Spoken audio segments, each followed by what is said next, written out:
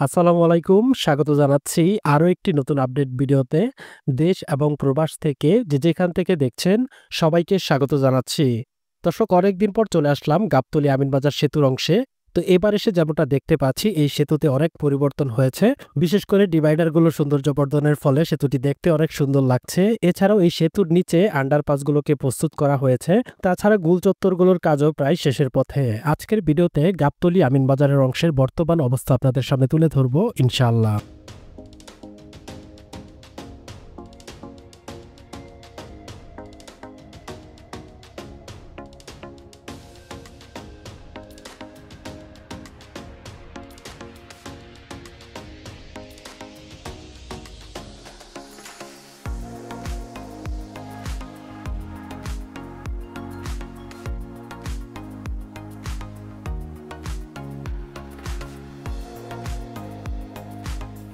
দর্শক, সামনে হচ্ছে গাবতলী বাস টার্মিনাল।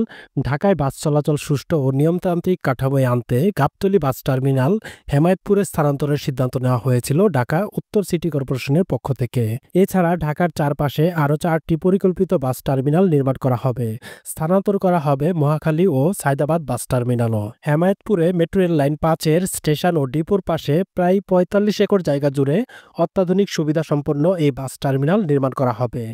এটি হবে ঢাকার প্রথম বহুতল আন্তজেলা বাস টার্মিনাল। সেখানে 6 তলা 2টি টার্মিনাল ভবন নির্মাণ করা হবে, যেখানে 3 থেকে 3,500 বাস রাখা যাবে। একই সঙ্গে থাকবে একটি ডিপো। দর্শক, কিছুদিন আগে গাবতলী বাস স্ট্যান্ডের সামনের যে লেনগুলো আছে সেগুলোকে কার্পেটিং করা হয়েছে। মোটামুটি আগের চেয়ে অনেকটা প্রশস্ত হয়েছে মহাসড়কটি। এর পাশাপাশি সামনে যে ইউটার্নটি ছিল সেই ইউটার্নটি বন্ধ করে দেওয়ার ফলে এখানে যানজট অনেকটাই কমে গেছে। তবে বন্ধ করে দেওয়া ইউটার্নের অংশে এখন পথচারী পারাপারের সমস্যা হচ্ছে। তাই পথচারী পারাপারের জন্য এখানে একটি ফুটওভার ব্রিজ খুবই প্রয়োজন। দর্শক, এবার গাবতলী অংশের গোলচত্বরের দিকে চলে আসলাম। এখানে গোলচত্বরের পাশাপাশি সড়কগুলোর কাজও শেষ করা হয়েছে। এখন শুধু সৌন্দর্য বর্ধনের কাজ বাকি আছে। গোলচত্বরের দক্ষিণ অংশটি চলে গেছে বছিলা সদরঘাটের দিকে এবং পশ্চিম দিকের অংশটি চলে গেছে সেতুর নিচের অংশে, অর্থাৎ সেতুর নিচে যে আন্ডারপাস তৈরি করা হয়েছে সেই অংশ দিয়ে ইউটার্ন নেওয়ার ব্যবস্থা করা হয়েছে। অর্থাৎ যে যানবাহনগুলো ইউটার্ন নেবে তারা এই যে সামনের যে সড়কটি আপনারা দেখতে পাচ্ছেন এই সড়ক ধরে সেতুর নিচে গিয়ে আন্ডারপাসের মাধ্যমে ইউটার্ন নেবে। এর পাশাপাশি মিরপুরের যে যানবাহনগুলো আছে, যে যানবাহনগুলো এখানে ইউটার্ন নিয়ে মিরপুর বেড়িবাঁধের দিকে চলে যাবে, তারাও এই সড়কটি ধরে এই সেতুর নিচের অংশে আন্ডারপাস ব্যবহার করে চলে যাবে মিরপুর বেড়িবাঁধের দিকে। আন্ডারপাসের নিচ দিয়ে ইউটার্ন নেওয়ার জন্য এখানে 2টি সড়ক তৈরি করা হয়েছে, একটি যাওয়ার জন্য এবং একটি আসার জন্য। অর্থাৎ উভয় দিকের যানবাহনগুলো আন্ডারপাস দিয়ে ইউটার্ন নিয়ে মহাসড়কে যুক্ত হতে পারবে। একই সঙ্গে আমিনবাজার অংশেও এরকম একটি আন্ডারপাস তৈরি করা হয়েছে। সেতুর 2 প্রান্তে 2টি আন্ডারপাস সত্যি এখানের যোগাযোগ ব্যবস্থা অনেক সহজ করে দিয়েছে। আন্ডারপাস, সড়ক এবং গোল চত্বরের মূল কাজ সম্পূর্ণ হলেও বর্তমান সময়ে এর সৌন্দর্য বর্ধনের কাজ চলমান রয়েছে।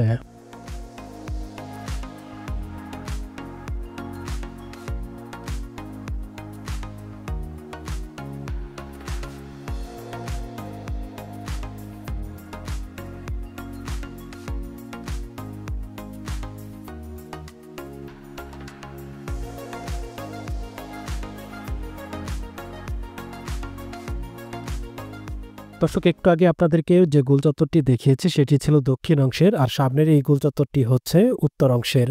সামনের যে সড়কটি আপনারা দেখতে পাচ্ছেন এই সড়কটি চলে গেছে মিরপুর বেড়িবাঁধের দিকে। উত্তরের গোলচত্বরে একটি মসজিদ রয়েছে, আর এই মসজিদটি অক্ষুণ্ণত রেখে এখানে গোলচত্বরটি নির্মাণ করা হয়েছে। দর্শক, এবার আমরা চলে যাব আমিনবাজার অংশে এবং পরবর্তী চলে যাব সালেহপুরের দিকে। বর্তমানে আপনারা যদি দেখেন মহাসড়কের এই অংশটি কতটা প্রশস্ত হয়েছে। মহাসড়কগুলোর যানজট নিরসনের জন্য প্রথমেই সড়কের শৃঙ্খলা ফেরাতে হবে, না হলে যতই প্রশস্ত সড়ক হোক না কেন যানজট থাকবেই। যাই হোক দর্শক, আপনারা দেখতে পাচ্ছেন হাতের ডান দিকে পুরাতন যে সেতুটি ছিল সেই সেতুটিকে সংস্কার করা হচ্ছে। ইতিমধ্যে এই সেতুর কার্পেটিং এর কাজ শেষ করা হয়েছে। এর পাশাপাশি হাতের বাঁ দিকে নতুন সেতুর পাশে পথচারী পারাপারের জন্য যে ফুটপাত নির্মাণ করা হয়েছে সেই ফুটপাতে টুকটাক কিছু ফিনিশিং এর কাজ চলছে। এছাড়াও পুরাতন সেতুর ফুটপাতটিকে আগের চেয়ে প্রশস্ত করা হয়েছে। ঢাকা আরিচা মহাসড়কের তুরাগ নদীর উপর নির্মিত এই নান্দনিক সেতুটি ঢাকার সবচাইতে দৃষ্টিনন্দন একটি প্রবেশদ্বার হবে। দর্শক, এর আগেও আপনাদেরকে যেমনটা বলেছিলাম এই সেতুর মাঝখানের 4টি লেন করা হয়েছে এক্সপ্রেসওয়ের মতো। যে যানবাহনগুলো সরাসরি চলে যাবে তারা এই লেনগুলো ব্যবহার করবে, আর যারা আমিনবাজার অথবা গাবতলী অংশে যাবে তারা এই 4 লেন বাদে যে লেনগুলো আছে সেই লেনগুলো ব্যবহার করবে। মাঝখানের এই 4টি লেন এক্সপ্রেসওয়ের মতো করাতে গাবতলী আমিনবাজার অংশের যানজট অনেকটাই কমে গেছে। দর্শক, এবার আমরা সালেহপুরের দিকে চলে যাব। এদিকে বর্তমান কি অবস্থায় রয়েছে চলুন দেখে আসি।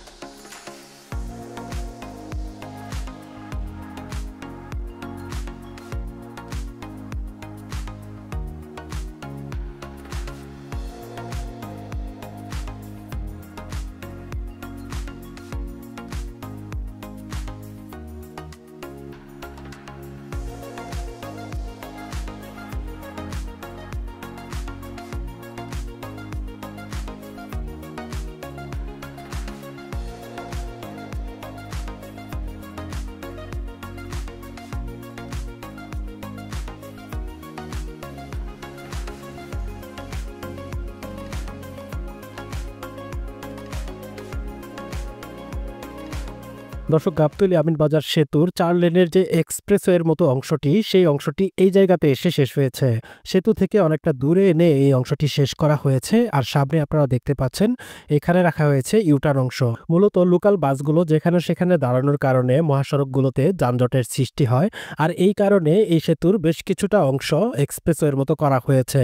এতে করে লোকাল যানবাহনগুলো মাঝখানের এই 4 লেনে প্রবেশ করে না। আর প্রবেশ যদি করেও থাকে তাহলে অনেকটা দূর এসে তাদেরকে ইউটার্ন নিতে হবে। সামনেই হচ্ছে সালেহপুর সেতু। আর এই জায়গাতে ইউটারের যে অংশটি আছে সেই অংশের কাজগুলো প্রায় শেষের পথে। দেখা যাচ্ছে যে ইউটারের অংশগুলোতে রঙের কাজগুলো শেষ করা হয়েছে। আর এখানে পুরাতন সেতু ভেঙে নতুন করে আরো একটি সেতু নির্মাণ করা হবে। ইতিমধ্যে হাতের ডান দিকে আপনারা দেখতে পাচ্ছেন নতুন একটি সেতু নির্মাণ করা হয়েছে এবং পরবর্তীতে আরো একটি সেতু নির্মাণ করলে এই জায়গাটি অনেক প্রশস্ত হবে।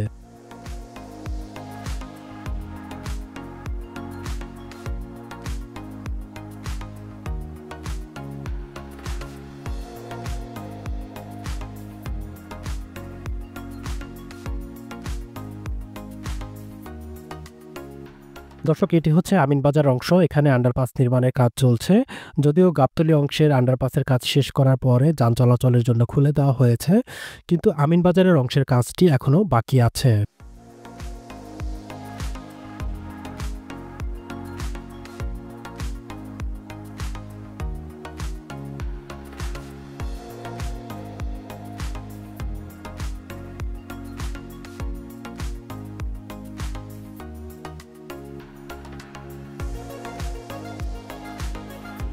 দর্শক, চলে এসেছি ভিডিওর একেবারে শেষের দিকে। ভিডিওটি ভালো লাগলে অবশ্যই একটি লাইক দিয়ে দিবেন এবং প্রতিনিয়ত আপডেট পেতে চ্যানেলটিকে সাবস্ক্রাইব করতে পারেন।